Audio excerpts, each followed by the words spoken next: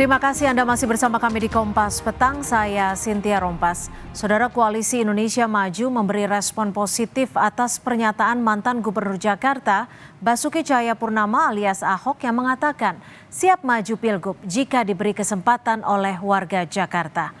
Wakil Ketua TKN Prabowo Gibran, Sylvester Matutina bilang, siapapun bisa maju Pilkada Jakarta, termasuk Ahok yang merupakan mantan narapidana sekaligus mantan Gubernur DKI Jakarta yang telah bebas dan memiliki masa jeda 5 tahun.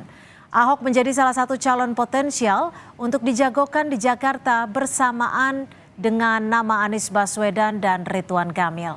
Sementara itu saat ditanya kriteria pemimpin Jakarta, bagi Koalisi Indonesia Maju yang paling penting adalah punya kemampuan cepat mengambil keputusan dan mampu bekerja sama dengan Presiden dan Wakil Presiden. Pak Ahok sangat potensial, termasuk Pak Anies ataupun Kang Ridwan Kamil ya, dan lain-lainnya. Jadi memang potensial sosok yang mempunyai kemampuan dalam hal perencanaan dan juga mengeksekusi kebijakan dengan cepat, mampu bekerja sama dengan semua stakeholder, dalam hal ini dengan pusat tentunya, dengan Presiden dan Wapres.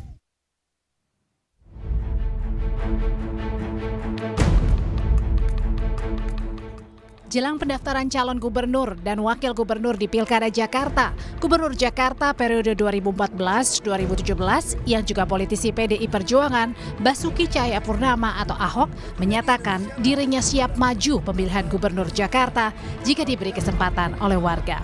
Hal ini disampaikan Ahok di Jakarta minggu kemarin kepada Kompas TV. Jika warga Jakarta beri saya kesempatan untuk melayani warga Jakarta dan menyelesaikan pekerjaan Jakarta, tentu saya siap.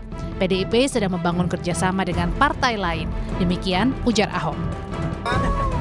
Menanggapi keseriusan Ahok maju di Pilgub Jakarta, mantan Gubernur Jakarta 2017-2022, Anies Baswedan mengatakan pilkada kembali ke rakyat, bukan kepada siapa calonnya, rakyat yang memutuskan. Saya sebenarnya lebih banyak konsentrasi pada masalah-masalah yang ada di Jakarta. Pertama, kita belum masuki masa kampanye, kita juga belum tahu siapa saja yang nanti akan berada di dalam pilkada.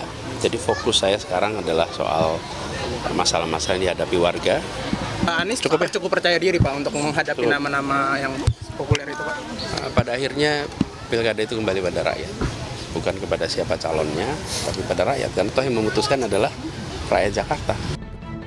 Sejauh ini, berdasarkan survei Litbang Kompas Juni 2024, Anies Baswedan memperoleh elektabilitas tertinggi dengan 29,8%. Diikuti dengan Basuki Cahayapurnama 20%, lalu Ridwan Kamil di 8,5%. Sementara nama Ketua Umum PSI Kaisang Pangarep di angka 1%. Namun hingga kini belum ada koalisi partai politik yang secara resmi mengumumkan calon gubernur dan wakil gubernur yang menjadi jagoan mereka di Pilkada Jakarta. Sebab tak ada satupun partai politik yang dapat mengusung calon sendiri maju di pemilihan gubernur Jakarta. Tim Liputan, Kompas TV. Lalu bagaimana kalkulasi politik Ahok maju di Pilkada Jakarta? Kami bahas bersama politisi PDI Perjuangan Deddy Sitorus dan Direktur Eksekutif Indikator Politik Indonesia Burhanuddin Muhtadi. Selamat petang Bang Deddy, Mas Burhan, terima kasih sudah bergabung bersama kami. Yuk, selamat petang semua. Ya, saya ke Bang Deddy dulu. Bang Deddy, ini kan berdasarkan pernyataan terakhir Ahok nih. Ini sudah bulat belum sih PDIP akan mengusung Ahok di Pilgub Jakarta? Ya, kalau soal bulat belum, karena kita belum putuskan, masih terus dilakukan pendalaman. Karena kan Jakarta ini kan unik nih, sama kayak Jawa Tengah di sini ya. Mungkin Jawa Barat juga sama Sumatera Utara. Jadi kita memang belum bisa menentukan pilihan, karena memang kan ada dinamika di sini. Dinamikanya tidak saja di antara partai-partai yang berkontestasi, tapi ada invisible hand nih, kalau khusus daerah-daerah yang saya sebut tadi, terutama Jakarta.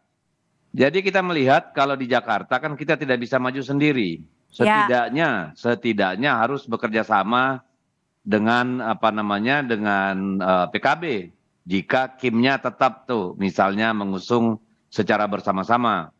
Tetapi kalau melihat bahwa lebih besar kemungkinan Kaisang tidak dicalonkan di Jakarta, bisa saja Kim tadi itu kan menyalonkan orang-orang yang berbeda. Misalnya Golkar sudah menyebutkan nama ya kemarin, misalnya si Pak Yusuf Hamka atau siapa gitu ya, saya lupa. Jadi dinamika ini akan terus terjadi saya kira. Jadi Jakarta besar kemungkinan akan lambat tuh penentuannya karena dinamikanya bisa hingga detik-detik terakhir.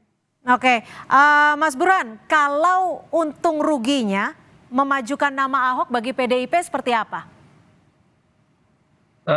Pertama, kalau Ahok diajukan itu memperkuat basis pendukung PD Perjuangan. Karena bagaimanapun Ahok kader PD Perjuangan dan memiliki akar yang cukup dalam, terutama di basis-basis utama PD Perjuangan di kalangan pemilih Muslim progresif dan pemilih non-Muslim, terutama di Jakarta Barat dan Jakarta Utara. Nah, itu keuntungan. Tetapi kelemahannya memang Ahok memiliki catatan masa lalu yang secara elektoral sulit buat Ahok untuk memenangkan pertarungan di Jakarta.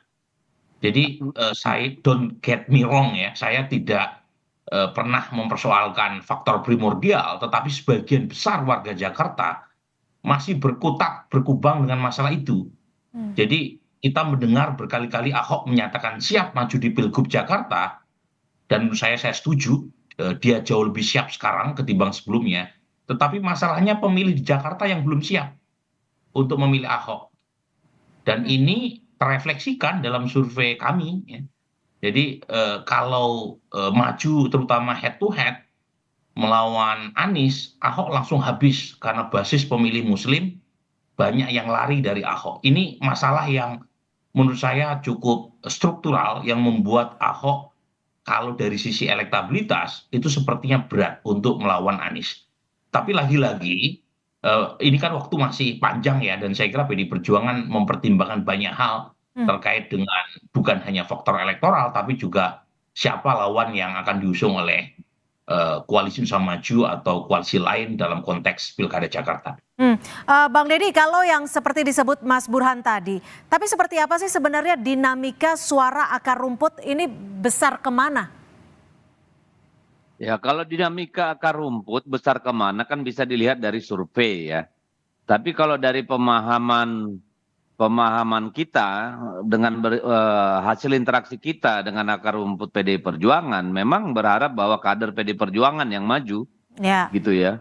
Meskipun nama itu bisa bervariasi, karena selain Pak Ahok ada juga nama Pak Andika, ada nama Pak Hendi, kan begitu. Bahkan muncul nama Mas Pras tuh dari Ketua DPRD, ada Charles Honoris gitu. Jadi soal itu masih dilakukan pendalaman, dan tentu yang akan mempengaruhi adalah juga konfigurasi gabungan partai politik yang akan mengusung. Karena sangat menentukan nih, seperti tadi laporan Anda di awal bahwa tidak ada partai yang bisa maju sendiri. Dan kelihatannya dengan Kaisang akan digeser ke Jawa Tengah, maka akan lebih, katakanlah situasi akan jadi lebih dinamis nih ke depan gitu, Mbak.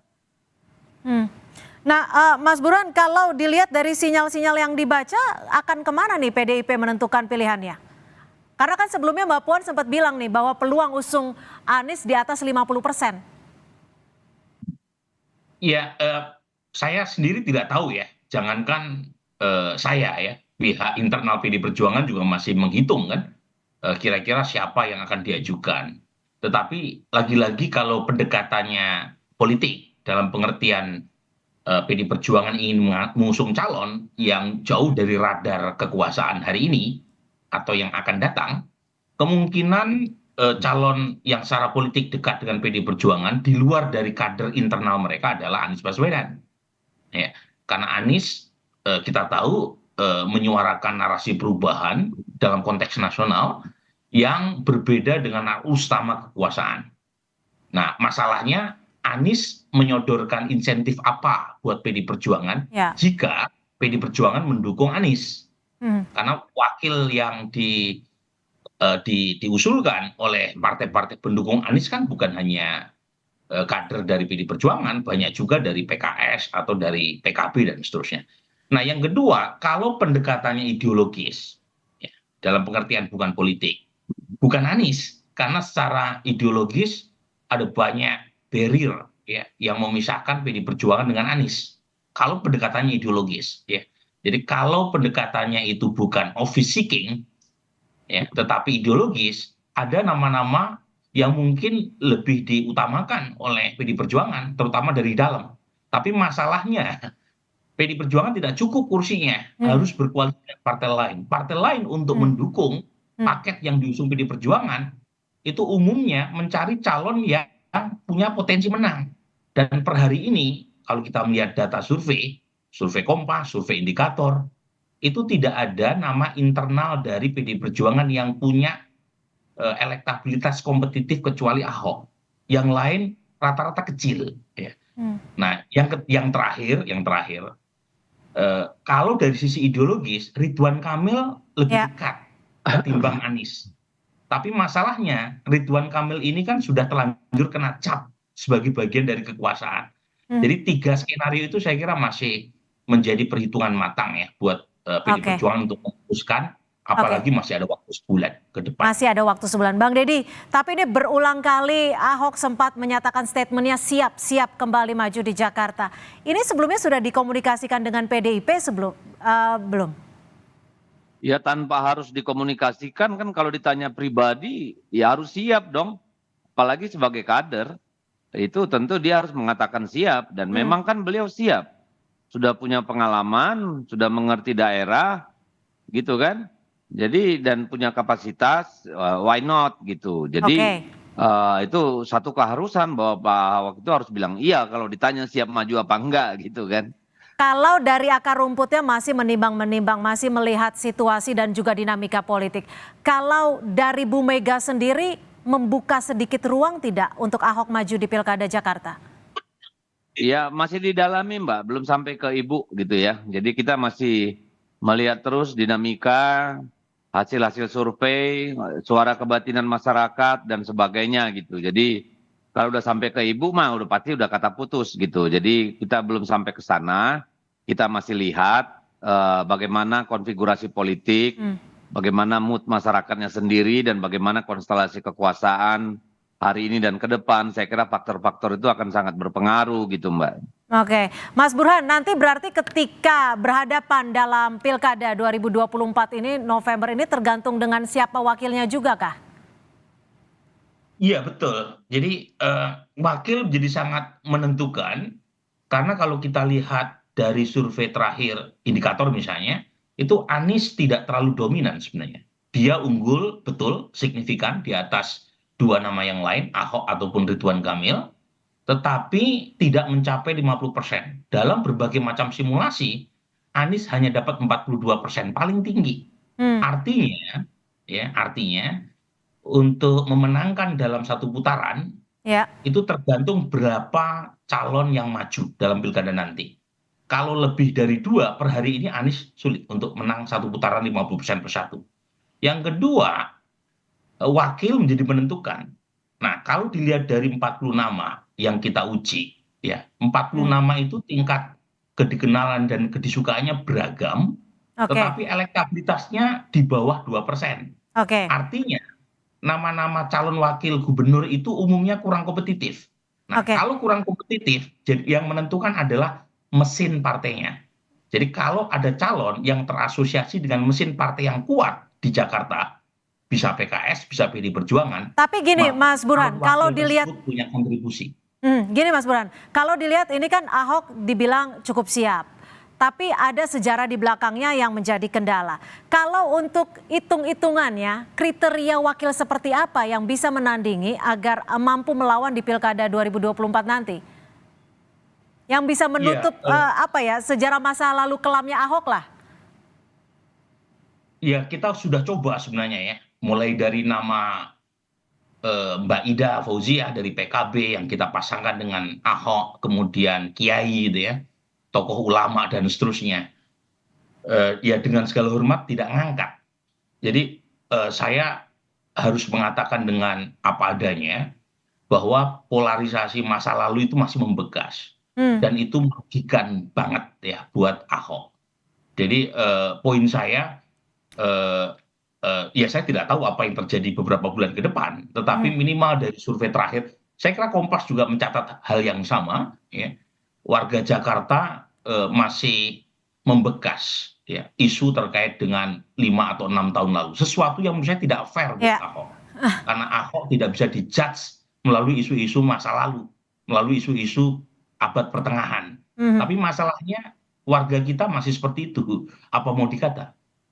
Oke, baik. Kita akan lihat dinamika politik seperti apa yang akan mengalir ke beberapa bulan ke depan menuju November 2024. Terima kasih Mas Burhanuddin Muhtadi dan juga Bang Deddy Sitorus sudah bergabung bersama kami di Kompas Petang. Selamat sore. Yuk, selamat sore. Terima kasih.